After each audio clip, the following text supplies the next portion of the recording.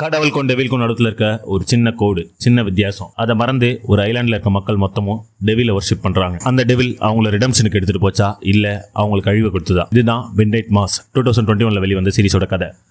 இந்த சீரிஸோட full explanation தான் நம்ம இப்போ பார்க்க போறோம். அதுக்குள்ள போறதுக்கு முன்னாடி இந்த வீடியோ பிடிச்சிருந்தா மறக்காம லைக் பண்ணுங்க, ஷேர் பண்ணுங்க, சப்ஸ்கிரைப் பண்ணுங்க. இப்போ நம்ம கதைக்குள்ள போலாம். இந்த கதையோட ஆரம்பத்துல ரைலி ஃப்ளன், நம்மளோட முக்கியமான கேரக்டர், அதாவது ஹீரோ, ஒரு கார் ஆக்சிடென்ட்ல மாட்டிக்கிறான். அந்த கார் ஆக்சிடென்ட்ல அவன் படிச்சிடறான், ஆனா அவன் கேர்ள் ஃப்ரெண்ட் செத்துறா. இந்த கார் ஆக்சிடென்ட் காரணம் அவன் ட்ரிங்க் அண்ட் டிரைவ் பண்ணது. அவன் ஒரு ஆல்கஹாலிக்கா இருக்கான். இந்த ஆக்சிடென்ட்ல இருந்து போச்சவன் மிகவும் கில்ட்டோட 4 வருஷம் ஜெயிலில் ஸ்பெண்ட் பண்ணிட்டு வெளியே வரான். வெளியே வந்து தன்னோட சொந்த ஊருக்கு போறான். அதுதான் தி குர்கட் ஐலாண்ட், ஒரு சின்ன தீவு. அந்த ஐலாண்டோட மொத்த பாப்புலேஷனே 127 பேர் தான். அங்க இருக்க மக்கள் கொஞ்சம் கொஞ்சமா அந்த ஐலாண்டை விட்டு வெளியேறிட்டு இருக்காங்க. அதுக்கு காரணம் அங்க எக்கனாமிக்கலா முன்னேறதுக்கான வழியே இல்ல. அங்க இருக்க எல்லாரும் முக்கால்வாசி ஃபிஷர்மென்ஸ் தான். சோ அந்த ஐலாண்டை விட்டு ஒவ்வொரு குடும்பமா வெளில போயிட்டு இருக்கு. இப்படி டவுன்ஃபால்ல இருக்க ஒரு ஐலாண்டுக்கு போன ரைலி ஃப்ளின் அங்க போய் தான் அப்பாவோட கொஞ்சம் காலத்தை ஸ்பெண்ட் பண்ணலாம், தான் ஃபேமிலியோட இருக்கலாம். அவனுக்கு ஒரு அப்பா, அம்மா, தம்பி இருக்காங்க. சோ ஃபேமிலியோட இருக்கலாம் கிளம்பி போறான். அதே சமயம் அந்த ஐலாண்டுக்கு இன்னொருத்தர் திரும்பி வர வேண்டியது இருக்கு. அவர் யாருன்னா அந்த ஐலாண்டோட சர்ச்சோட ஃபாதர் ஜான் ப்ரூட். ஆனா ஜான் திரும்பி வரல. ஜானை தேடி பெவ் போய் அந்த ஐலாண்டுக்கு வந்து போற 2 போட்ஸ்லயும் விசாரிச்சுட்டா. ஆனா ஜான் திரும்பி வரல. So பெவ் tension ஆகிறா. பெவ் யாருன்னா, அதாவது அந்த சர்ச்சில் இருக்க முக்கியமான ஆட்கள் அவளை ஒருத்தி, ஃபாதரோட ரைட் ஹேண்ட் எல்லாமே அவ தான். ஸோ அவள் ஃபாதர் வராதுன்னு நினச்சி கொஞ்சம் பதட்டப்பட்டு மறுபடியும் சர்ச்சுக்கு போகிறான். அப்போ நான் ரயிலோட தம்பியும் அவனோட ஃப்ரெண்ட்ஸும் சேர்ந்து சிகரெட் பிடிக்கிறதுக்கோசம் அந்த தீவில் இருக்க ஒரு குட்டி ஒரு லேக் மாதிரியான இடத்துக்கு போகிறாங்க. அங்கே ஃபுல்லாக பூனைகளால் சூழப்பட்டிருக்கு அந்த இடம். அந்த இடத்துல போய் உட்காந்து இவனுக்கு டம் வச்சுட்டு கதை பேசினு இருக்க சொல்ல அங்கே ஏதோ ஒரு பயங்கரமான உருவம் அவங்க கண்ணுக்கு திட்டுப்படுது. அதை பார்த்து பயந்தவங்க அங்கேருந்து கிளம்பிடுறானுங்க. கட் பண்ணா அடுத்த நாள் காலைல சர்ச்சில் மீட்டிங் நடக்குது. இந்த வாட்டி கம்யூனியனுக்கு நீயும் வந்தே ஆகணும்னு சொல்லி ரயிலையும் அவங்க அப்பா கூட்டிட்டு போறாரு. கம்யூனியனுக்கு போனா ஃபாதரே திரும்பி வரல அப்படின்னு நினைச்சு பேவ் கவலைப்பட்டிருக்க சொல்ல, கம்யூனியன்ல ஒரு சின்ன பையன் இருக்கான். நீங்க யாரு, ஃபாதர் ஏன் திரும்பி வரலன்னு பேவ் போய் அவங்க கிட்ட பேச சொல்ல, அவ சொல்றான், ஃபாதர் ஜானுக்கு உடம்பு சரியில்லை, நான் தான் இப்போ இங்க புதுசா ஃபாதர் அப்பாயிண்ட் பண்ணியிருக்கேன், அவர் வர வரைக்கும், அவர் ஹாஸ்பிட்டல் இருந்து வர வரைக்கும் நான் தான் இந்த இடத்த பார்த்துப்பேன்னு சொல்லி இன்ட்ரடியூஸ் ஆகிறான். அவன் பேரு பால் ஹில். ஸோ முதல் நாள் மாஸ் நடக்குது. மாஸ்ல ரொம்ப எக்ஸ்ட்ராடினரியா பேசுற பால் வைனையும் அப்பத்தையும் அங்க வந்திருக்க எல்லாருக்கும் பகிர்ந்து கொடுத்துட்டு, கடவுள் நம்ம எல்லாரையும் காப்பாற்றுவாரு, இந்த ஐலாண்டை கடவுள் கைவிட மாட்டாரு, இந்த ஐலாண்டுக்கு சீக்கிரமே விடிவு கால பிறக்கும்னு சொல்லி பேசிட்டு அங்க இருக்க எல்லாருக்கூடையும் இன்ட்ரடியூஸ் ஆகிறான். லைக் உங்களை பத்தி என்கிட்ட ஃபாதர் சொல்லியிருக்காரு, அங்க ஒரு பொண்ணு இருக்கா லீசா, வீல் சேர்ல இருக்க பொண்ணு, அவளை பத்தி எனக்கு ஃபாதர் சொல்லியிருக்காரு, ரயிலியை பத்தி எனக்கு தெரியும் அப்படின்னு சொல்லி ஒவ்வொருத்தர் கூடயும் ஃபெமிலியரா பேசி பழகலாம். ஆல்ரெடி தெரிஞ்சவங்க முன்னாடி. இது அங்க இருக்கவங்களால நம்ப முடியல. பட் அவன் இதுக்கு முன்னாடி வரதுக்கு முன்னாடி விசாரிச்சுட்டு வந்திருக்கான்னு நினைச்சு அதை விட்டுறாங்க.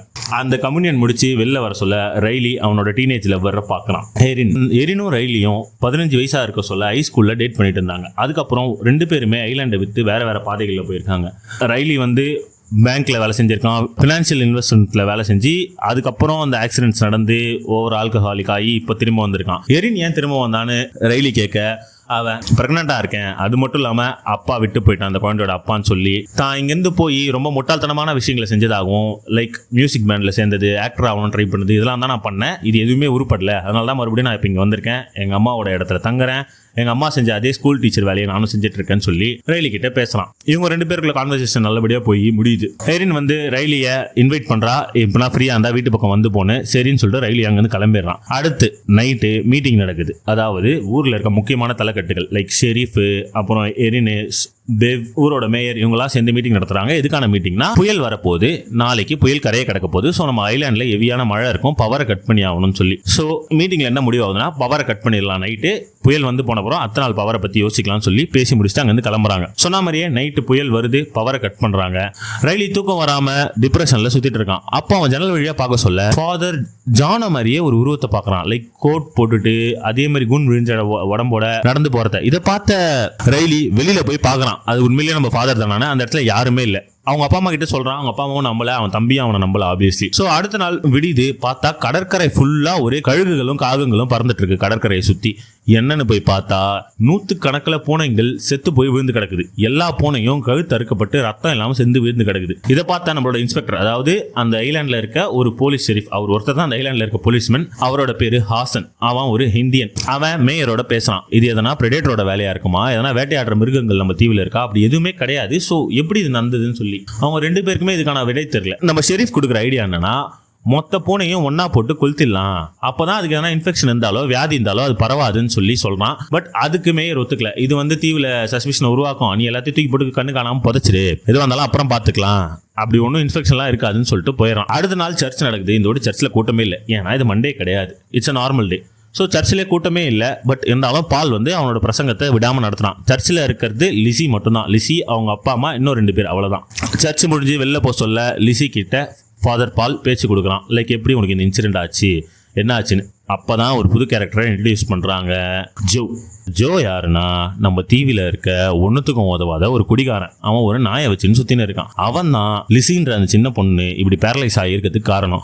ஒரு நாள் குடி போதையில அண்ட் பண்றேன் வேட்டையாடுறேன்னு சொல்லி கன்னை ஃபயர் பண்ண அந்த புல்லட் லிசியோட கரெக்டா ஸ்பைனல் கார்டில் பட்டு அவ இப்போ வீல் சேர்ல மொபைலைஸ் ஆகி கிடக்கா. இந்த விஷயத்த பால் கிட்ட சொல்லிக்கிட்டே லிசி நடந்து வர சொல்ல எதிரில் ஜோ வந்துடுறான். அங்க ஒரு ஆக்வர்டான மூவ்மெண்ட் நடக்குது. சைலன்ஸ்ல 2 பேரும் கடந்து போயிடுறாங்க. எரின் வந்து ஸ்கூல்ல டீச்சரா இருக்கான்னு சொன்னல, அவ வந்து ஸ்கூல்ல போர்டெல்லாம் கிளீன் பண்றதுக்கோசம் சொல்யூஷன், அதாவது அந்த ஐபி சொல்யூஷன் எடுக்கிறதுக்கு ஸ்டோர் ரூமுக்கு போறா. அங்க போனா பெவ் வந்து ரேட் பாய்சன், எலி மருந்தை எடுத்துட்டு இருக்கா. நேத்து தான் கடற்கரையில் அவ்வளவு பூனைகள் செத்து விழுந்திருக்கு. ஸோ இந்த எலி மருந்து இவ எடுக்கிறத பார்த்து இவளுக்கு சந்தேகம் வருது, இவ தான் இதெல்லாம் பண்ணிருப்பாளோன்னு. அவகிட்ட சும்மா பேச்சு கொடுக்குறா. அவ இல்ல எங்க வீட்டுல எலி தொல்லை அதிகமா இருக்கு, அதனால எலி மருந்து எடுத்துட்டு போலான்னு வந்தேன். நம்ம ஒட்டுமொத்த ஐலாண்டுக்குமே இதான இது கலெக்ஷன் பாயிண்ட், ஸ்டோர் ரூம் மாதிரி. ஸோ நானும் எடுத்து யூஸ் பண்ணிக்கலாம்னு வந்தேன். எனக்கும் அதுக்கும் எந்த சம்பந்தமும் இல்லைன்னு சொல்லி அங்க வந்து பேச்சு கொடுத்துட்டு கிளம்புறது மட்டும் இல்லாம அவங்க அம்மாவை ஞாபகப்படுத்திட்டு போறா. இவளுக்கு உங்க அம்மா ரொம்ப நல்லவங்க, அவங்க எந்த பொருளுமே வீணாக்க மாட்டாங்க, நீ என்னன்னா இவ்வளவு சீக்கிரம் வந்து சொல்யூஷன் காலி ஆச்சுன்னு சொல்றேன்னு சொல்லி அவ எரினுக்கு அவங்க அம்மாவை ஞாபகப்படுத்திட்டு போறா. எரின் மறுபடியும் ட்ரிகர் ஆகிறா. ஏன்னா எரினுக்கு அவங்க அம்மா ஒரு நல்ல ஃபிகர் கிடையாது.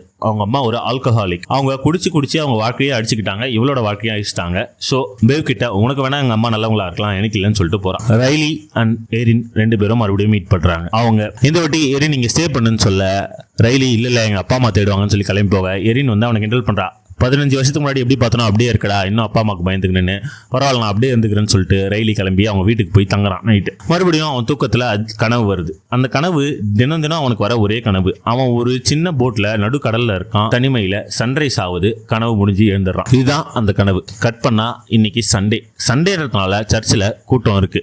இந்த ஓட்டி பால் என்ன கேட்குறான்னா, ஏன் சண்டே அன்னைக்கு மட்டும் சர்ச்சுக்கு வரீங்க, எல்லா நாளும் வரலாம்ல, எல்லா நாளும் வந்தீங்கன்னா தான் உங்களுக்கு இறைவனோட அருள் ஃபுல்லாக கிடைக்கும், அப்படி இப்படின்னு சர்ச்சை பற்றி பேசி எல்லாரையும் கன்வின்ஸ் பண்ணுறான். அவனோட ஸ்பீச்சும் நல்லா இருக்கிறதுனால இம்ப்ரெஸ் ஆகுறாங்க. நிறைய பேர் வரத்துக்கும் ட்ரை பண்ணுறாங்க. அதுவும் இல்லாமல் ஈஸ்டர் வேற வருது இல்லை. ஸோ ஈஸ்டர் டைம்னால எல்லாரும் கூடிவாங்க. ஈஸ்டர், கிறிஸ்மஸ், நியூ இயர் இது எல்லாத்தையும் நம்ம ஒன்றா செலிப்ரேட் பண்ணுவோம். இந்த ஓட்டி சர்ச்சுக்கு நான் ஒரு புது லைஃப் கொடுக்க போகிறேன்னு சொல்லி பேசுகிறான். அது முடிஞ்சவொடனே எல்லாரும் ஈஸ்டர் பார்ட்டிக்கு போகிறாங்க. ஈஸ்டர் பார்ட்டியில் லைக் ட்ரிங்க்ஸ், ஆல்கஹால் எல்லாம் போயிட்டு இருக்கு. அப்போ பால் நம்ம ஃபாதர் போய் ரயிலி கிட்ட பேச்சு கொடுக்குறான்.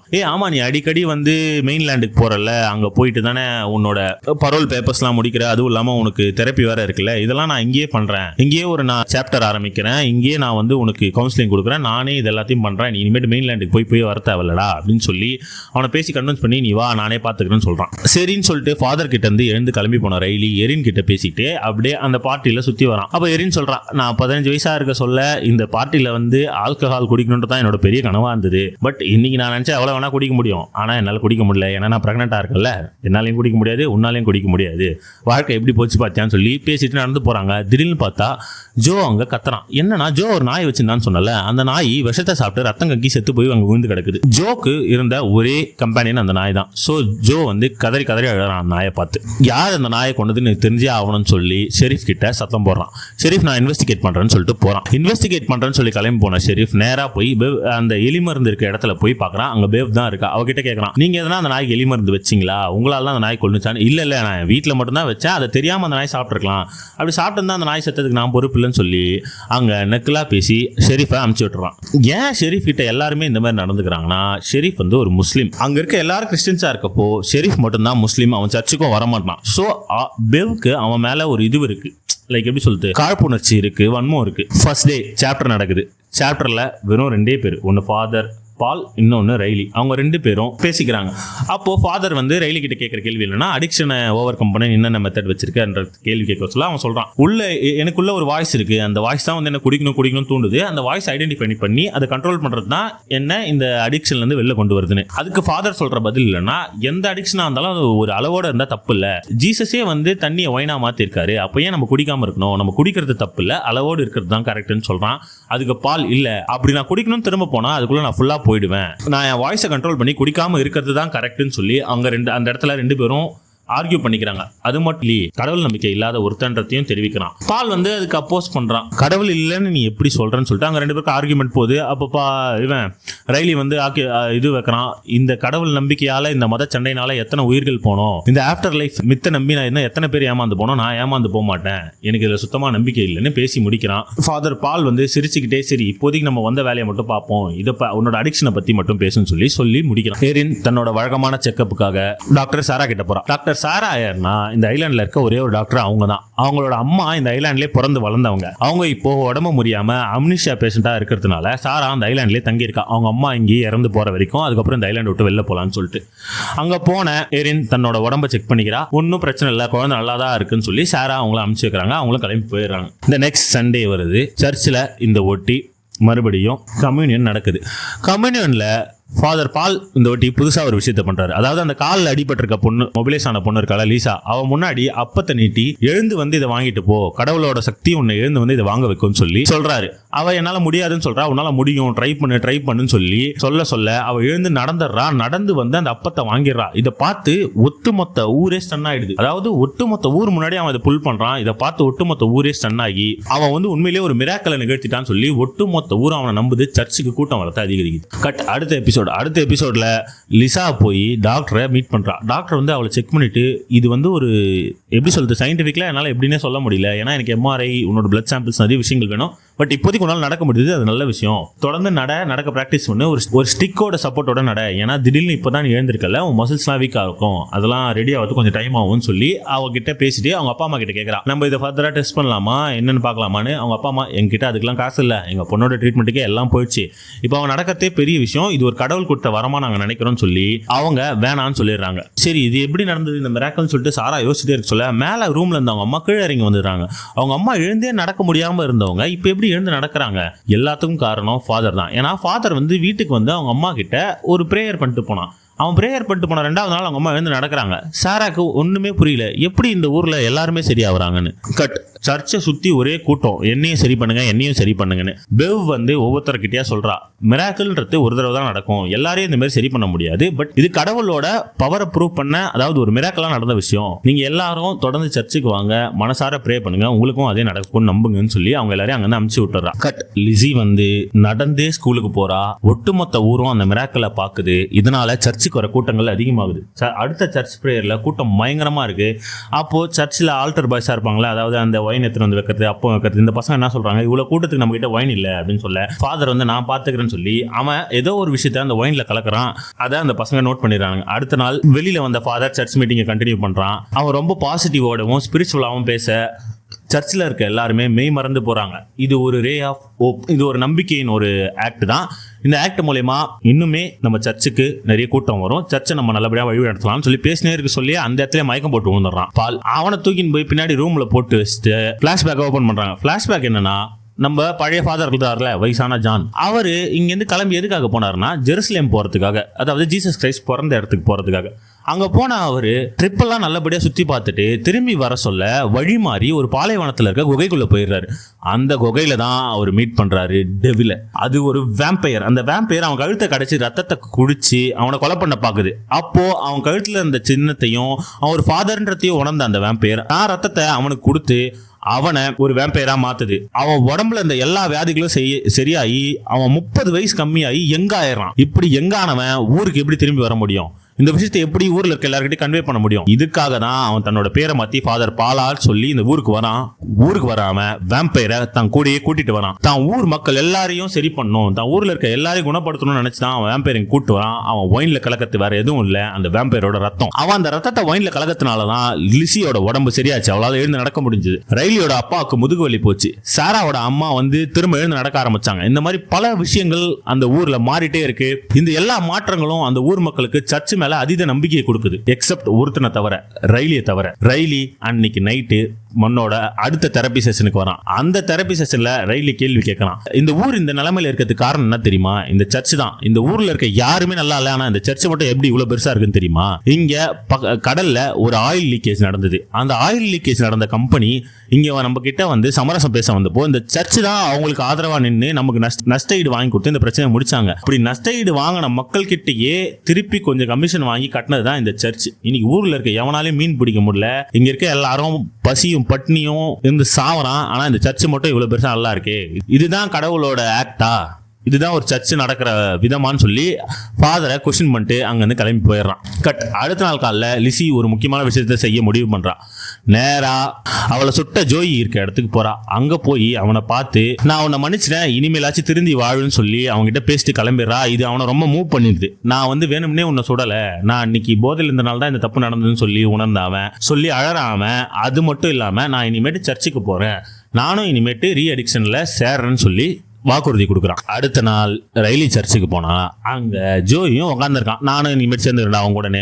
அவங்க 2 பேரையும் வச்சுதான் இந்த கான்வர்சேஷன்லாம் நடக்குது. லைக் அடிக்ஷன் பத்தி எப்படி அது வந்து வெளில வரலான்னு இதெல்லாம் பேசி முடிச்சுட்டு ரைலியும் ஜோயும் ஒன்னா வீட்டுக்கு நடந்து போறாங்க. அப்போ ஜோய் சொல்றான், என் வாழ்நாள் நான் சாவர வரைக்கும் சர்ச்சுக்குள்ள போக மாட்டேன்னு நினைச்சேன், என்னையும் இவன் சர்ச்சுக்குள்ள வர வச்சான், இவங்ககிட்ட ஏதோ வித்தை இருக்கு, அது என்னன்னு தான் நமக்கு தெரியலன்னு சொல்லி அவங்க அங்கிருந்து பேசிட்டே நடந்து வீட்டுக்கு போறாங்க.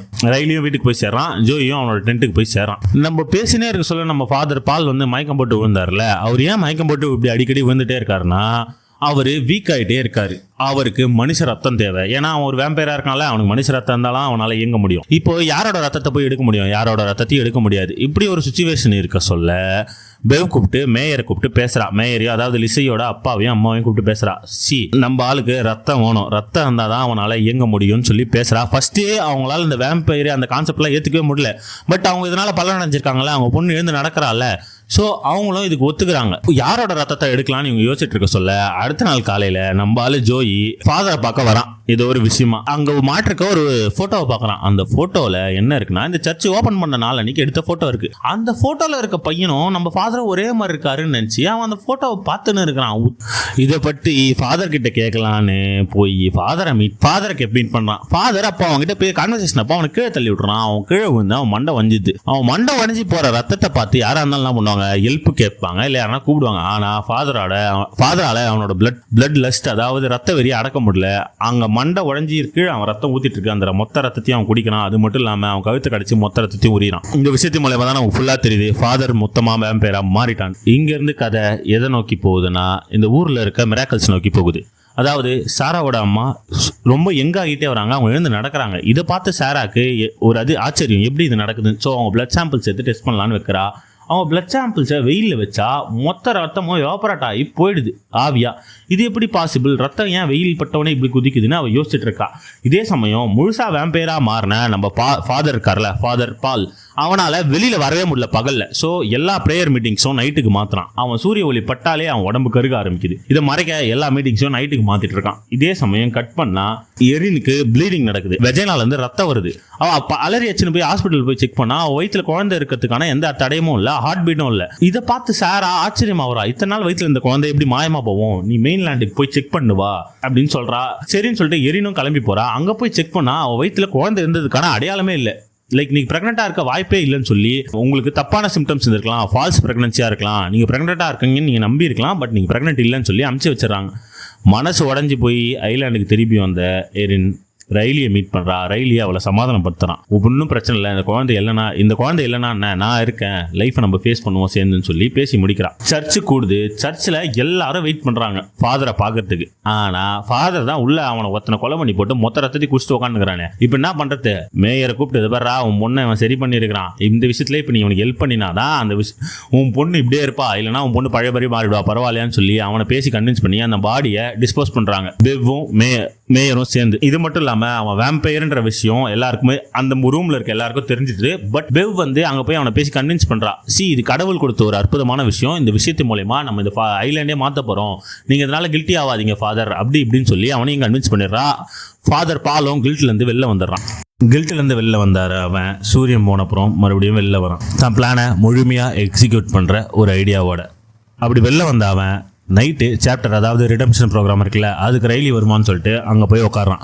ரைலியும் வரான். ரைலி வந்து எங்கே ஜோயை காணோம் அப்படின்னு சொல்லி கேட்க, ஜோய் வந்து அவங்க அக்காவை பார்க்கறதுக்கும் மெயின்லேண்டுக்கு போயிருக்காண்டா, அவன் சீக்கிரமே வந்து ஜாயின் பண்ணுறான், இப்போதைக்கு நீ நானும் மட்டும்தான் சொல்லி அவங்ககிட்ட பேசி அவனை அனுப்பிச்சு விட்டுறான். அவன் அங்கேருந்து கிளம்பி போன அப்புறம் டெவில் அதாவது நம்ம வேம்பயர் வருது. அங்கே வந்த வேம்பயர் கிட்ட நம்ம பால் இருக்காருல்ல ஃபாதர், அவர் வந்து ரத்தம் வேணும் எனக்கு, ஊர் மக்கள் எல்லாருக்கும் கொடுக்கறதுக்கு கொஞ்சம் ரத்தத்தை கொடுத்துட்டு போன்னு கேட்க, அதுவும் ஒயின் பாட்டில் ஃபுல்லாக ரத்தத்தை ஃபில் பண்ண ஆரம்பிக்குது. இந்த சமயத்தில் வீட்டுக்கு திரும்பி நடந்து போயிட்டு இருந்த ரைலிக்கு மண்டையிலேருந்து விஷயம் ஓடினே இருக்கு. அக்கா வீட்டுக்கு போயிட்டானா, அவனுக்கு எந்த சிஸ்டரும் இருக்கிறதா எனக்கு ஞாபகமே இல்லையே, எந்த சிஸ்டர் வீட்டுக்கு அவன் போனான், இவன் ஏதோ ஒரு பித்தலாட்டம் பண்ணுறான், இந்த விஷயத்தில் ஏதோ ஒரு பொய் இருக்குன்னு சொல்லி திரும்பி போய் அந்த சர்ச்சோட கதவை திறந்தா அங்கே வேம்பயர் நிற்கிது. அந்த வேம்பயரை பார்த்து இவன் ஷாக்காகி நிற்கிறான். ஷாக்கான சமயத்தில் அந்த வேம்பயர் டக்குன்னு வந்து இவன் கழுத்து கடிச்சு இவனையும் போட்டுருது. முழுக்க அவனை அந்த வேம்பயர் கடிச்சு அவன் ரத்தத்தை உரியுது. கட்.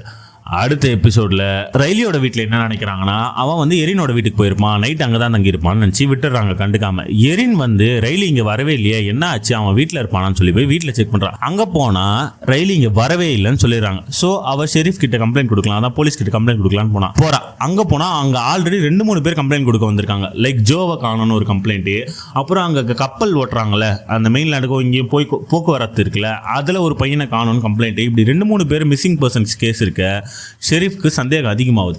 ஸோ இந்த கேஸை இன்வெஸ்டிகேட் பண்ணலான்னு ஷெரீஃப் இறங்குறான். மீன்வெயில் முதல் முறையாக சர்ச்சு நடுராத்திரியில் நடக்குது.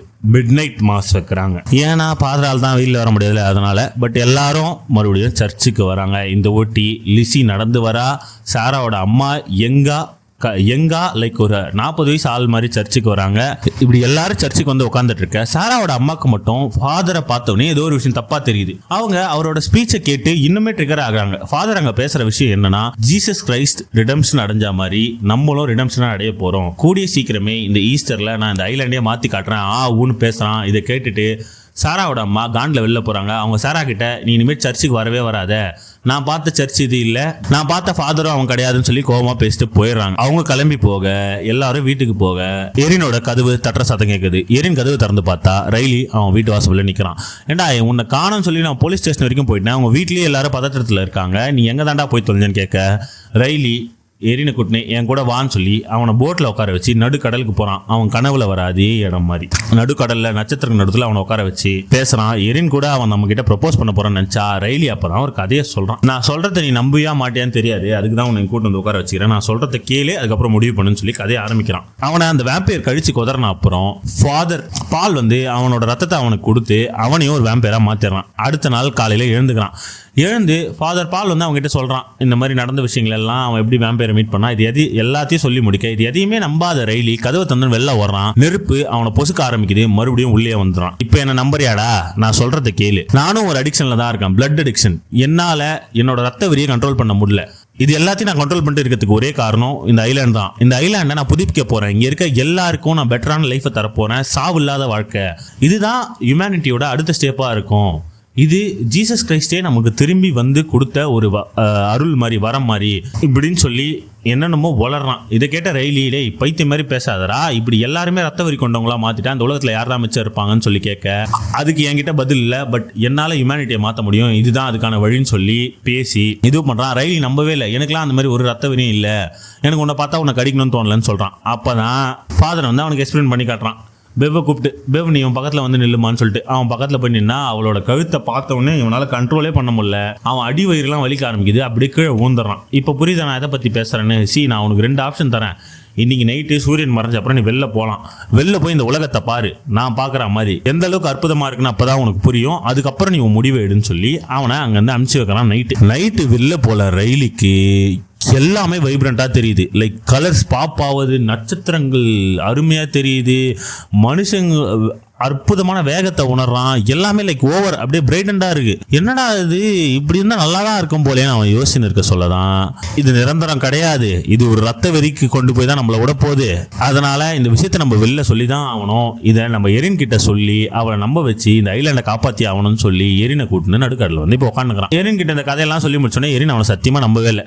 அப்போ அவன் சொல்கிறான், ஒரே நிமிஷம் இருன்னு சொல்லி, என் கனவுல எப்பயுமே நான் இந்த பாயிண்ட்டுக்கு வருவேன், லைக் நடுக்கடலில் போட்டில் இருப்பேன், ஆனால் அதுக்கப்புறம் என்ன நடக்குதுன்னு எனக்கு எப்பயுமே கனவுல வந்ததே கிடையாது, எனக்கு இப்போ தான் புரியுது ஏன்னு சொல்லி வெயிட் பண்ண சொல்கிறான். கரெக்டாக சன்ரைஸ் ஆகுது. சூரிய ஒளி மேலே பட்ட உடனே ரெய்லி பொசுங்கி எரின் கண்ணு முன்னாடி சாம்பலா விழறான். அவன் காதலியோட போய் சேர்றான். இதை பார்த்து அலறி அச்ச எரின் அழுது தீக்கிறா. அப்புறம் கரைக்கு வந்த அவ முதல்ல போய் பண்ற வேலையே டாக்டர் சாராவை போய் மீட் பண்ணதுதான். மீட் பண்ணி அவன் நடந்த விஷயத்தெல்லாம் சொல்ல சாரா அவகிட்ட இருக்க இன்ஃபர்மேஷனை கொடுறா. எங்க அம்மாவை பாரு, எங்க அம்மா ஆல்மோஸ்ட் இப்போ என் வயசுக்கு வந்துட்டாங்க, இவங்க எப்படி இவ்வளோ எங்க ஆனாங்கன்னு தெரிஞ்சுக்கிறதுக்கோசம் நான் அவங்க பிளட் எடுத்து டெஸ்ட் பண்ணேன். அவங்க பிளட் சூரிய ஒளி பட்ட உடனே பொசுங்கி பஸ்பமா போயிடுது. அதுக்கப்புறம் நான் உன்னோட பிளட் எடுத்து செக் பண்ணேன், உன்னோட பிளட்டும் அப்படிதான் ஆகுது.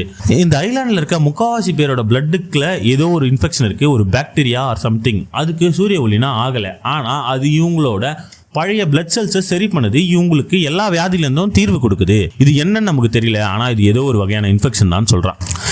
இந்த இன்ஃபெக்ஷன் எப்படி எல்லாருக்கும் பரவுது? எனக்கு இந்த இன்ஃபெக்ஷன் இல்லை, பட் உனக்கு இருக்கு, எங்க அம்மாவுக்கு இருக்கு, எப்படின்னு யோசிக்க சொல்லதான் அவங்களுக்கு ஞாபகம் வருது சர்ச்சில் கொடுக்குற ஒயின். அந்த ஒயினையும் அப்பத்தையும் சாப்பிட்ற எல்லாருக்கும் இந்த விஷயம் பரவி இருக்கு. ஸோ சர்ச்சு தான் இது காரணன்றத அவங்க புரிஞ்சுக்கிறாங்க, ஃபிகர் அவுட் பண்ணுறாங்க. இந்த விஷயம் சாராக்கும் புரியுது. ஸோ இது அடுத்து யார்கிட்ட எடுத்துகிட்டு போகலாம்? அந்த ஐலாண்டில் இருக்க அடுத்த சென்சிபிள் ஆனாலும் ஷெரீஃப் தான். ஏன்னா ஒரு முஸ்லீம், அவன் இந்த விஷயத்தில் இன்வால்வே ஆகலை. ஸோ அவன் பிளட்டில் இது இருக்க வாய்ப்பு இல்லை. அவங்ககிட்ட போய் இந்த விஷயத்த சொல்கிறாங்க. அவன் இது நம்புறானோ இல்லையோ, சரி நான் ஒரு மிஸ்ஸிங் பர்சன் கம்ப்ளைண்ட், அதாவது இங்கே ரெய்லி மிஸ்ஸிங் ஆகிறான்ற கம்ப்ளைண்ட்டை நான் மேலே எடுத்துகிட்டு போகிறேன், என்னால் மேலேருந்து ஃபோர்ஸ் கொண்டு வர முடியுமா அப்படின்றத நான் பார்க்குறேன். ஏன்னா நான் வேற்று மதத்தை சேர்ந்த ஆள், எங்கள் மதத்துக்கும் எனக்கும் இந்த நாட்டில் ஆல்ரெடி மரியாதை கிடையாது. நான் இப்போ சர்ச் விஷயத்தில் போய் தலையிட்டேன்னா இது மேலும் பிரச்சனை தான் போய் முடியும். ஸோ இதை நான் வேறு விதமாக ஹேண்டில் பண்ண ட்ரை பண்ணுறேன்னு சொல்லி கம்ப்ளைண்ட்டை ஃபைல் பண்ண ட்ரை பண்ணுறான். அவன் ஒர்க் பண்ண சொல்லி கரண்ட் போகுது. சரி இவன் வேலைக்கு ஆக மாட்டான், நம்மளாச்சும் இந்த ஊரை விட்டு தப்பிச்சு போயிடலாம்னு சொல்லிட்டு சாரா, அவங்க அம்மா, எரின் 3 பேரும் கிளம்பி போட்டை பிடிக்க போனால் போட்டெல்லாம் இன்னைக்கு கிடையாது, எல்லாத்தையும் கேன்சல் பண்ணுறோன்னு சொல்கிறாங்க. என்னடா எல்லாமே இப்படி சாதகமாக நடக்குதுன்னு பார்த்தா இது எல்லாமே ஃபாதரோட பிளான். ஃபாதர், மேயர், பெவ், அப்புறம் ஊரில் இருக்க முக்கியமானவங்களாம் சேர்ந்து ஒரு முடிவு எடுத்துக்கிறாங்க. இன்னைக்கு நைட்டு மிட்நைட் மாஸில் மொத்த ஊரே கலந்துக்கணும், அங்கே ஒரு முக்கியமான மிராக்கிளை நாங்கள் நடத்தி காட்ட போகிறோம்னு சொல்லி எல்லாரையும் நம்ப வச்சு மிட்நைட் மாஸ்க்கு வர வைக்கிறாங்க. ஒரு மெழுகுவத்தி எடுத்துக்கிட்டு பெவ், அப்புறம் லிசாவோட அப்பா அம்மா எல்லாரும் தெருவாக போய் எல்லாரையும் சர்ச்சுக்கு கூப்பிடுறாங்க. இந்த காலுக்கு நம்ம ஷெரீஃப் இருக்கால, அவனோட பையனும் நானும் இன்னைக்கு சர்ச்சுக்கு போகிறேன்ப்பா, என் ஃப்ரெண்ட்ஸ்லாம் அங்கே தான் இருக்காங்க, இன்னைக்கு ஏதோ பெரிய விஷயம் நடக்க போதான், நான் என்னன்னு பார்க்கணும்னு சொல்லி அவனும் அவங்க கூட கிளம்பி சர்ச்சுக்கு போகிறான். மொத்த ஊரே சர்ச்சில் தான் இருக்கு, வேற வழி இல்லை. எரினும் அங்கே தான் இருக்கா, டாக்டரும் அங்கே தான் இருக்காங்க, டாக்டரோட அம்மாவும் அங்கே தான் இருக்காங்க, லிசாவும் அங்கே தான் இருக்கான். லைக் மொத்த ஊரே அங்கே தான் இருக்கு. அங்கே தான் மொத்த ஊருக்கும் ஃபாதர் ஒரு விஷயத்தை ரிவீல் பண்ணுறான். இன்னைக்கு ஈஸ்டர், இன்னைக்கு செத்து போன ஜீசஸ் தான் 3 நாள் கழிச்சு உயிர் தெழுந்து வந்தார். அதே மாதிரி இங்கே இருக்க எல்லாரும் சாவ போறீங்க, நீங்கள் எல்லாருமே நீங்கள் உயிர் தெழுந்து வர போறீங்க. நான் இத்தனை நாளாக உங்களுக்கு கொடுத்ததெல்லாம் வேம்பையரோட ரத்தம், நீங்கள் இப்போ இந்த விஷத்தை குடிச்சு இங்கே செத்தாகணும், செத்தாதான் அடுத்து நீங்கள் உயிர் தெழுந்து நீங்களும் ஒரு வேம்பையராக மாறுவீங்கன்னு சொல்லி கதவை சாத்தி எல்லாருக்கும் எலி மருந்து குடிக்கிறாங்க. உடனே ஜனங்கள்லாம் பேனிக் ஆகி வெளில இருந்து ஓட ட்ரை பண்ணுவாங்கல்ல, ஓட ட்ரை பண்ணா வாசல்ல வேம்பையர் நின்று இருக்கு. சும்மா அந்த மாதிரி என்ட்ரி, ஒத்த ஊரே அந்த வேம்பையரை பார்த்து பயந்து நிக்க விங்ஸை விரிச்சு டெரிஃபிக்கா அவங்க முன்னாடி நிக்குது. சோ வேற வழியே இல்லை, ஒவ்வொருத்தரா பாய்சனை குடிக்க ஆரம்பிக்கிறாங்க, சாக ஆரம்பிக்கிறாங்க. எல்லார்த்த சாகத்தை பார்த்து அந்த இடமே பேனிக் ஆகுது. நம்மளோட ஷெரீஃப் கன்னை எடுத்து அந்த வேம்பையரை ஷூட் பண்ண ட்ரை பண்றாரு. பட் அந்த வேம்பையருக்கு ஒண்ணுமே ஆகல. அதுவும் இல்லாம நம்ம ஃபாதரோட ஆதரவாளர்கள் எல்லாரும் ஷெரீஃபை பிடிச்சி வச்சிடறாங்க, சர்ச் மேட்டர்ல நீ தலையிடாதுன்னு சொல்லி. அந்த விஷத்தை குடிச்சு கீழே விழுந்த ஒவ்வொருத்தரும் வேம்பையரா எழுந்துக்க அந்த ரூம்ல கெயாஸ் ஆரம்பிக்குது. ஏன்னா இப்போ வேம்பையரா மாறினமா பிளட்டு கோசம் சாதாரணமா இருக்கணும், கொலை பண்ண ஆரம்பிக்கிறான். ஸோ அவனுக்கு வேம்பையரா மாற சான்ஸ் கிடைக்க மாட்டேங்குது. ரூமே ஒரு ரத்த கலரியா மாற லிசி அந்த விஷத்தை குடிக்கிறதுக்கு முன்னாடி அவ கையில இருந்து அந்த கப்பை தட்டி விட்டு ரைலியோட தம்பி அவளை கூப்பிட்டு வெளில ஓடிடுறான். அந்த ரூமோட பேக் டோர் வழியா ரிஷி, ரைலியோட தம்பி எரினே, டாக்டர் சாரா, ஷெரீஃப், அதுக்கப்புறம் ரைலியோட அம்மா, இவங்க மட்டும் தான் தப்பிக்கிறாங்க. இவங்க தப்பிச்சு போலான்னு நினைக்க சொல்ல குறுக்குல வந்து பெவ் நிக்கிறா. பெவ் முன்னாடி ஷெரீஃபோட கன் எடுத்து காட்டுறா. எரின், நீ என்ன சுட்டினா ஒன்றும் இல்லடி, ஒரு 1/4 மணி நேரத்தில் நான் எழுந்து வேம்பையரா மாதிரி வந்துடுவேன், அவ்வளோதான் உனக்கு டைம்னு சொல்ல. சரி அப்போ எனக்கு 1/4 மணி நேரம் இருக்குதுல்ல, நான் இங்கேருந்து போறேன்னு சொல்லிட்டு அவளை சுட்டுட்டு எரின் அங்கேருந்து தப்பிச்சு போயிடறா. இவங்க எல்லாரும் அந்த சர்ச்சை விட்டு தப்பிச்சு போயிடுறாங்க. பட் சர்ச்சே மொத்தமாக மாறி போய் கிடக்குது. எல்லாரும் வேம்பையர்ஸா மாறி சர்ச்சு ஒரு ரத்த கிளறியில கிடக்குது. அப்பதான் சாராவோட அம்மா பால் கிட்ட போய் பேசுறாங்க. அப்பதான் அவங்க சொல்றாங்க, உன்னை பார்த்து போய் ரெக்கக்னைஸ் பண்ணிட்டேன்டா, நீ தான் நான் லவ் பண்ண ஃபாதர்னு, நம்ம 2 பேருக்கும் குழந்தைதான் சாரா அப்படின்றது இன்னி வரைக்கும் நான் அவகிட்ட சொல்லலை. பட் இனிமேல் நம்ம சொல்லி தான் ஆகணும் போல இருக்கு. நீ பண்ணி வச்சிருக்க இந்த விஷயம் இந்த ஐலாண்டோட முடிஞ்சா பரவாயில்ல, ஆனால் இது ஒட்டுமொத்த ஹியூமனிட்டியே பாதிக்கும் போல இருக்கு. இதுக்காடா நீ வந்து இவ்வளோ நாள் கடவுளை கும்பிட்ட, இதுக்காக நீ இவ்வளோ நாள் சேவை பண்ணன்னு பேசி ஃபாதரோட மனசை மாத்திடுறான். அவனும் கில்ட் ஆயிடுறான். பட் அவன் கில்ட் ஆகி என்ன பிரயோஜனம்? ஊர் முழுக்க தான் வேம்பையர்ஸ் வேட்டையாடி சுத்திட்டு இருக்கு. இங்க தப்பிச்சு போன 5 பேரும் ஒரு வீட்டுல இருக்காங்க. ஆனா வேம்பையர்ஸ் வீடு வீடா போய் கதவு தட்டி எல்லாரோட ரத்தத்தையும் குடிக்குது, எல்லாரையும் வேட்டையாடுது. சோ வேற வழியே இல்லை, இவங்க தப்பிச்சு போனா ஒருத்தர் பலியாட ஆகிதான் ஆகணும். அதுதான் ரயிலோட அம்மா வெளில வந்து நீங்க எல்லாம் இங்க தப்பிச்சு போங்க, நான் அது வரைக்கும் உங்களை சமாளிக்கிறேன்னு சொல்லி அங்க அந்த 2 வேம்பையர்ஸையும் சமாளிக்கிறாங்க. இவங்க 2 பேரும் பின்னாடி வழியா தப்பிச்சு போறாங்க. இவங்க தப்பிச்சு ஊர் வழியா ஊருக்குள்ள ஓடிட்டு இருக்க சொல்ல ஒவ்வொரு வீடா நெருப்பு பிடிச்சி எரிய ஆரம்பிக்குது. ஒவ்வொரு வீடா எரிய ஆரம்பிக்குது. இதுவும் இல்லாம நம்ம பெரிய மெயின் வேம்பையர் இருக்குல்ல, அது வேட்டையாட ஆரம்பிக்குது. ஊருக்குள்ள ஒவ்வொருத்தனா டார்கெட் பண்ணி தூக்கி ரத்தத்துல திளைக்குது. ஸோ எல்லாருமே ரத்த போதையில இருக்காங்க. ஒண்ணுமே பண்ண முடியல. நிலைமை கையை மீறி போயிட்டு இருக்கு. இவங்களோட ஒரே பிளான் போட்ல ஏறி தப்பிச்சு போறது மட்டும்தான். ஸோ இவங்க போட்டை நோக்கி ஓடிட்டு இருக்காங்க. அதே சமயம் இந்த சைடு பெவ்வோட பிளானும் நம்ம சர்ச்சில் இருக்கவங்களோட பிளான் என்னன்னா, இன்னைக்கு நைட்டு முடியறதுக்குள்ள இந்த ஐலாண்ட்ல இருக்க எல்லாரையும் வேம்பையர்ஸா மாத்தி அவங்க எல்லாரையும் நாளைக்கு ஒரு நாள் ஒரு இடத்துல தங்க வச்சுட்டு அடுத்த நாள் போட்ல மெயின்லேண்டுக்கு போய் மெயின்லேண்ட் அட்டாக் பண்றது தான் இவங்களோட பிளான். இந்த பிளானுக்கோசம் தான் அவங்க போட்டையும் நிறுத்தி வச்சிருக்காங்க, கனெக்ஷனே கட் பண்ணிட்டாங்க, வெளியில இருந்து ஹெல்ப் வரக்கூடாதுன்னு. ஸோ இப்போ இவங்களால மெயின்லேண்டுக்கும் போக முடியாது, இந்த வேம்பையர்ஸ் கிட்ட தப்பிக்கவும் முடியாது. என்ன பண்ணலாம் அப்படின்னு யோசிச்சுட்டு இருக்க சொல்ல ஒரு ஐடியா வருது. என்னன்னா, லேக் மாதிரி இருக்குன்னு சொன்னல, அந்த பாட்டை வந்து சுற்றி தண்ணியால் சூழப்பட்ட இடம். ஸோ அங்கே போயிட்டு நம்ம இன்னைக்கு ஸ்டே பண்ணிட்டு அடுத்த நாள் மெயின்லேண்டுக்கு போயிடலான்னு முடிவு பண்ணுறாங்க. ஸோ லிசியும் ரயிலியோட தம்பியும் அங்கே போக முடிவு பண்ணி சின்ன போட் எடுத்துன்னு கிளம்புறாங்க. ஏன்னா இது அவங்க அடிக்கடி போகிற இடம், யங்ஸ்டர்ஸ்லாம் போகிற இடம், அவங்களுக்கு அந்த இடம் தெரியும்னால அங்கே போகிற ட்ரை பண்ணுறாங்க. மற்றவங்கலாம் ஊர்லேயே இருந்து வேம்பையர்ஸை தடுத்து நிறுத்த ட்ரை பண்ணுறாங்க. லைக் ஷெரீஃப், சாரா, எரின், இவங்க எல்லாரும் வெளி உலகத்துக்கு கம்யூனிகேஷனுக்கு ட்ரை பண்ணுறாங்க. போட்டை ஸ்டார்ட் பண்ண முடியுமா, இல்லை டவர்ஸை திரும்ப எடுத்துகிட்டு வர முடியுமான்னு. எதுவுமே அவங்களால முடியல. ஸோ அவங்களுக்கு இருக்க ஒரே வழி இந்த வேம்பையர்ஸ் எல்லாம் மெயின்லேண்டுக்கு போகாமல் தடுக்கணும். அதுக்கு என்ன பண்ணோம், நம்மளால போட்டில் ஏறி போக முடியலன்னா போட்டு மொத்தத்தை கொளுத்தி விட்டுலாம்னு சொல்லி போய் போட்டு மொத்தத்தை கொளுத்தி விட்டுறாங்க. இந்த நியூஸ் ஃபாதர் கிட்ட வருது, பெவ் கிட்ட வருது. ஸோ பெவ், போட்டு மொத்தம் போனா என்ன, நான் வேற சின்ன படகுலையாச்சும் மெயின்லேண்டுக்கு போவேன், நீங்க எல்லாரும் இன்னைக்கு நைட் இங்கேயே தங்குங்கன்னு சொல்லி மொத்த ஐலாண்டில் இருக்க எல்லா வீடையும் கொளுத்தி விட்டுறான். போய் ஒவ்வொரு வீடா கொளுத்தி விட்டுட்டு சர்ச்சுக்கு இருக்க பில்டிங்கை மட்டும் விட்டுறான். ஸோ இந்த இடத்துல தான் இன்னைக்கு வேம்பையர்ஸா மாறினவங்க எல்லாரும் தங்கணும்னு முடிவு பண்றாங்க. மொத்த பேரையும் ஒரு இடத்துல திரட்டுறாங்க. மொத்த வேம்பையர்ஸும் ஒரு இடத்துக்கு வருது. இந்த இடத்துல பல பேர் கில்ட்டில் இருக்காங்க, பல பேர் நல்லாவும் ஃபீல் பண்றாங்க. மேயர் இவங்க எல்லாம் கில்ட்டியா ஃபீல் பண்றாங்க. நம்ம ஏன் இதெல்லாம் பண்ணோம், இதனால நமக்கு என்ன நடக்க போகுது, இதுதான் ரெவல்யூஷனா, இப்படி பிளட் அங்கர் எடுத்து மற்றவங்களை வேட்டையாடுறதுனா ஹியூமனிட்டியோட அடுத்த இடமான்னு சொல்லி பேச பாலுமே அந்த மன குழப்பத்தில் தான் இருக்கான். ஏன்னா பாலுக்குமே என்ன பண்றதுன்னு தெரியல. இப்போ வந்து அவனோட காதலி வந்து சொன்ன விஷயமும் அவனை எஃபெக்ட் பண்ணியிருக்கு. அவன் இந்த ஒட்டுமொத்த ஐலாண்டில் இவ்வளோ பிளட் ஷெட்டை பார்த்துருக்கான், இத்தனை பேரை கொலை பண்ணியிருக்கான்ற விஷயமா அவனை கில்ட்டில் தள்ளியிருக்கு. இத்தனை கில்ட்டில் இருந்த அவன் உள்ள போய் பார்த்தா அவனோட சொந்த பொண்ணு, அதாவது டாக்டர் சாரா வந்து சர்ச்சையே கொளுத்தத்துக்கு பெட்ரோல் ஊத்தினுக்கிறாங்க. இதை பார்த்த பெவ் வந்து சாராவை சுட்டுறான். தான் சொந்த பொண்ணு சாவரத்தை தாங்க முடியாத பால், என் பொண்ணையே சாவச்சிட்டிங்களே, எவனுமே இருக்கக்கூடாதுன்னு சொல்லி சர்ச்சை கொளுத்தி விட்டுறான். சர்ச்சும் பத்தினி எரியுது. சரி, சர்ச்சு தான் போச்சு, நம்மளோட ஷெட் இன்னும் இருக்குல்ல, அங்கே போயாச்சும் படுக்கலான்னு தெரியும் பார்த்தா ஷெட்டில் ஷெரீஃப் பெட்ரோல் ஊற்றினுக்கிறாப்புல. பெட்ரோல் ஊற்றி ஷெட்டை கொளுத்தி விட்டுறாப்புல. மொத்த ஷெட்டும் போச்சு, இவங்க ஷெரீஃபையும் இவங்க சாவச்சிடறாங்க சுட்டு. மொத்த மிச்சம் இருக்கிறது நம்மளோட எரின் மட்டும்தான். சரி, எரினாச்சும் உயிரோட பழப்பான்னு பார்த்தா எரினை வந்து அந்த வேம்பையர் அட்டாக் பண்ணிடுது. ஸோ எரினோட கழுத்தை கடிச்சு அந்த வேம்பையர் ரத்தத்தை ருச்சின்னு இருக்க சொல்ல எரின் கிளவராக ஒரு ஐடியா பண்ணுறா. என்னன்னா, கத்தியத்து அந்த வேம்பையரோட விங்ஸ் மொத்தத்தையும் கீழ்ச்சி விட்டுறா, ஓட்ட போட்டு விட்டுறா. ஸோ எரின் செத்தாலும் அந்த வேம்பையரால் அதுக்கப்புறம் பறக்க முடியல, அதுவும் ஸ்டெபிலிட்டி இல்லாமல் கீழே வந்து விழுந்துடுது. இப்போ மொத்த ஐலாண்டும் ஃபயரில் இருக்கு, சர்ச்சும் எரிஞ்சு போச்சு, ஷெட்டும் எரிஞ்சு போச்சு. ஸோ அந்த வேம்பையர்ஸால் எங்கேயும் போய் ஒளியவும் முடியல. நாளைக்கு காலைல சூரியன் வந்தா மொத்த பேரும் அழிஞ்சிருவாங்கன்ற நிலைமை வருது. இப்போ இந்த ஐலாண்டில் தப்பிச்ச 2 பேர் லிசியும் ரைலியோட தம்பியும் தான். அவங்க 2 பேரும் ஒளிஞ்சிருந்து ஐலாண்டை பார்க்குறாங்க. ஐலாண்ட் அவங்க கண்ணு முன்னாடி அழியுது. மொத்த பேரும் அவங்க மரணத்தை நோக்கி காத்துட்டு இருக்காங்க. கட் பண்ணா ஃப்ளாஷ்பேக்கில் எரின்னு சொன்ன ஒரு விஷயம் வருது. அதாவது, என் உடம்புன்றது ஆட்டம்ஸால ஆன ஒரு விஷயம் தான், ஆனால் அதுக்கு உயிர் கொடுக்கறதே அந்த அசைவு தான். இந்த அசைவை நின்று போனால் நான் அந்த பூமியோட ஒன்றா கலந்துருவேன். அதுதான் மரணம்னு நான் நம்புகிறேன். மற்றபடி இந்த சொர்க்கமோ நரகத்து மேலே எனக்கு நம்பிக்கை இல்லைன்னு அவள் பேசின விஷயம் இப்போ அவளுக்கு ஞாபகம் வருது. ஏன்னா அவளோட கடைசி லாஸ்ட் பிரெத்தில் இருக்கா.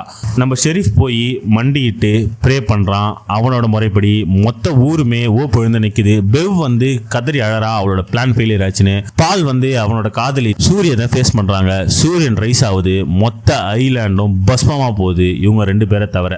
இந்த கதையோட கரு என்னன்னா, devil never can be god, god will be god. நீங்க எதை நம்புறீங்கன்றத வயசா சூஸ் பண்ணுங்க. ஷார்ட் டேர்ம்ல நடக்கிற மிராக்கல்ஸை நம்பி லாங் டேர்ம்ல மொத்தமா அழிஞ்சிடாதீங்க அப்படின்றது தான் இந்த கதையோட ஸ்டோரி. இது வந்து ஒரு பைபிள்ல இருக்க ஸ்டோரின்னு நினைக்கிறேன். அதை பேஸ் பண்ணி தான் இந்த தீம் மொத்தமே பண்ணிருப்பாங்க. இது ஒரு நல்ல சீரிஸ், நெட்ஃபிளிக்ஸ்ல இருக்கு, வேணா செக் பண்ணி பாருங்க. Well made and well directed too. Video முடிக்கிறதுக்கு முன்னாடி நம்ம சேனல் பிடிச்சிருந்தா மறக்காம லைக் பண்ணுங்க, ஷேர் பண்ணுங்க, சப்ஸ்கிரைப் பண்ணுங்க. பாய்.